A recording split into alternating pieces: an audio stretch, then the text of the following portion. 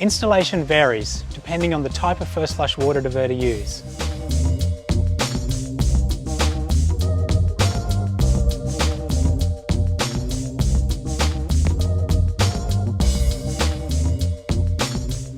You need to create the size of chamber based on the volume of water you need to divert.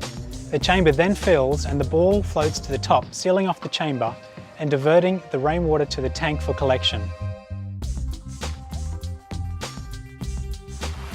Ensure the outlet of the diverter is clear of any debris.